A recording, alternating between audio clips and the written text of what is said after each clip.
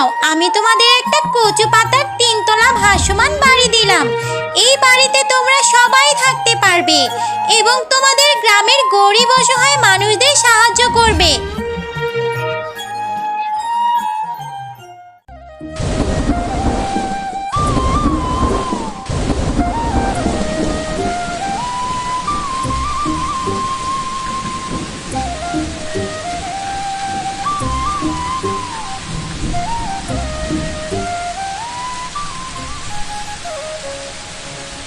মা দেখো না, বাইরে কত জোরে জোরে বৃষ্টি হচ্ছে আর কত জোরে জোরে বিদ্যুৎ চমকাচ্ছে।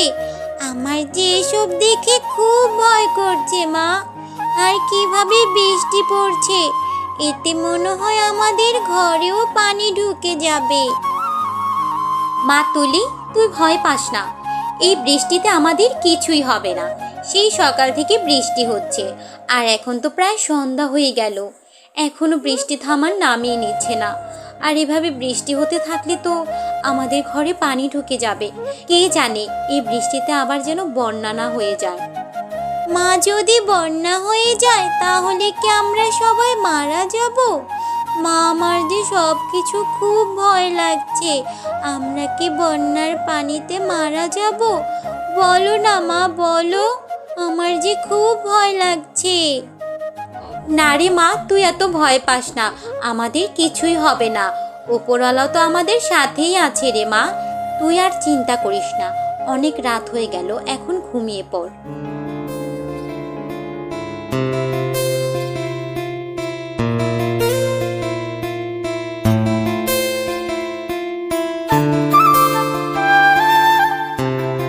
মা, এত পানি দেখে আমার যে ভীষণ ভয় করছে। মা, তুমি কিছু একটা করো মা, এভাবে পানি বাড়তে থাকলে আমরা তো মরেই যাব।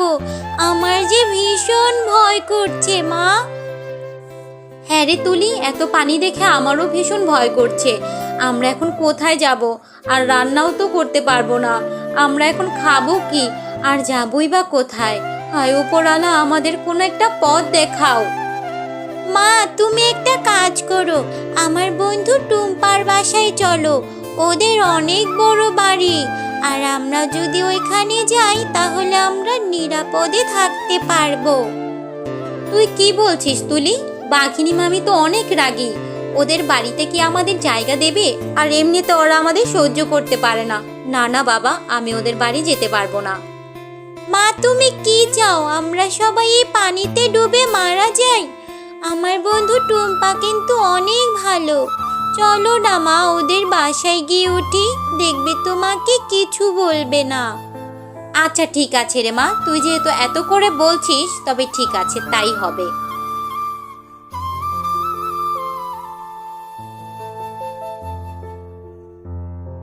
মা, পানি তো বেড়েই চলছে। এভাবে পানি বাড়তে থাকলে যে কিছুক্ষণ পর আমাদের ঘরের চালটাও তলিয়ে যাবে। মা, আমরা যদি বন্যার পানিতে ভেসে যাই? তুই কোনো চিন্তা করিস না তুলি, তুই এখানে চুপ করে এখানে বসে থাক, আমি দেখি কিছু ব্যবস্থা করতে পারি কিনা। তুমি কি বলছো মা? তুমি আমাকে একা রেখে চলে যাবে? মা, আমার যে এখানে থাকতে খুব ভয় করবে। তুমি আমাকে রেখে কোথাও যেও না মা। তুই এত ভয় পাস না তুলি, আমি তাড়াতাড়ি চলে আসব। তাছাড়া তোকে যদি আমি নিয়ে যাই তাহলে তুই এই বন্যার পানিতে ডুবে যেতে পারিস। তার থেকে ভালো তুই এখানে বসে থাক, আমি দেখি কোথাও কিছু ব্যবস্থা করতে পারি কিনা। আর কোনো একটা ব্যবস্থা করতে পারলে তারপর আমি তোকে এসে নিয়ে যাব। আচ্ছা ঠিক আছে মা, তুমি তাড়াতাড়ি কোনো একটা ব্যবস্থা করে চলে এসো, আর তুমি সাবধানে যেও। বাঘিনী মামি, তুমি আমাকে একটু আশ্রয় দিবে? অনেক বিপদে পড়ে গেছি। বন্যার পানিতে আমাদের ঘরের চাল অবধি পানি উঠে গেছে। ছোট মেয়েটাকে কোনো মতে ঘরের চালের উপর রেখে এসেছি। তুমি তোমার এই বড় বাড়িতে আমাকে একটু আশ্রয় দাও বাঘিনী মামি। না রে শেফালি, আমি তোকে এই মুহূর্তে কোনো আশ্রয় দিতে পারবো না। আমাদের নিজেরও তো থাকার একটা ব্যবস্থা করতে হবে। আর পানি যেভাবে বাড়ছে, কখন জানি নিচতলায় পানি ঢুকে যায়। তাছাড়া আমার ভাড়াটিয়াও আছে, আমি তোকে কোনো আশ্রয় দিতে পারবো না। তবে শোন, আমি একটা রুম তোকে ম্যানেজ করে দিতে পারবো। তার জন্য তোকে মোটা অঙ্কের টাকা দিতে হবে। যদি পারিস তাহলে ভেবে দেখতে পারি। বাঘিনী মামি, তুমি তো জানো আমাদের সংসারের অবস্থা। তোমাদের বাসায় কাজ করে কোনো রকম সংসারটা চালাতাম, এখন তো তাও পারছি না।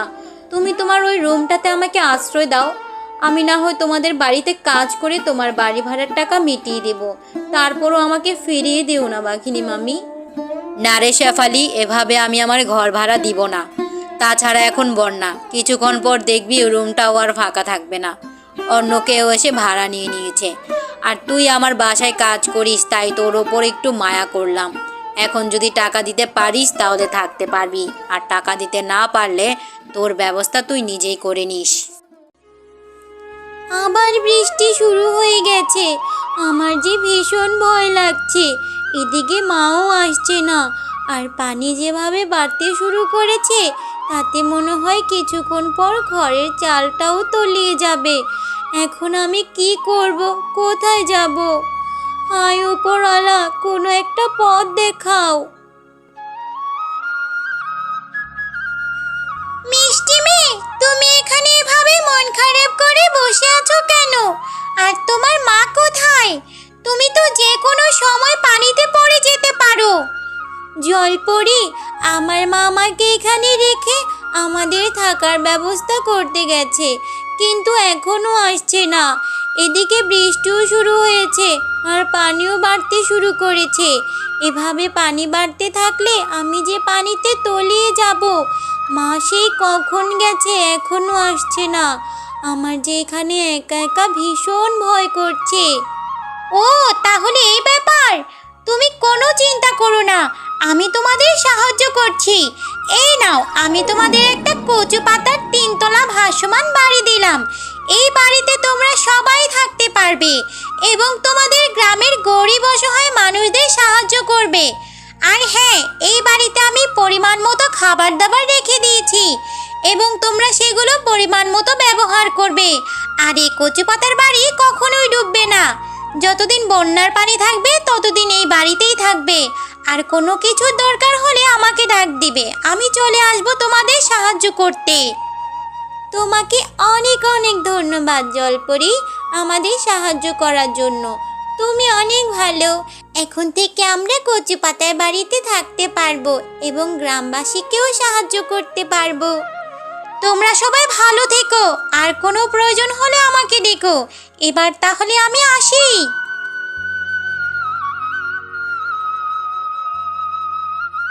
মা, তুমি এতক্ষণ কোথায় ছিলে?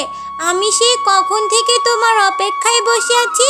আর জানো মা, তুমি চলে যাওয়ার পরে অনেক জোরে বৃষ্টি হচ্ছিল, আমি তখন অনেক ভয় পেয়েছিলাম। কিন্তু তুলি, তুই এই কচু পাতার 3 তলা বাড়ি কোথায় পেলি?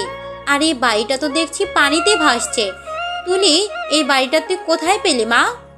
মা জানো, যখন বৃষ্টি হচ্ছিল তখন আমি অনেক ভয় পেয়েছিলাম, আর ঠিক তখনই একটা জলপরি এসে আমাকে এই কচু পাতার 3 তলা ভাসমান বাড়িটা দিয়েছে।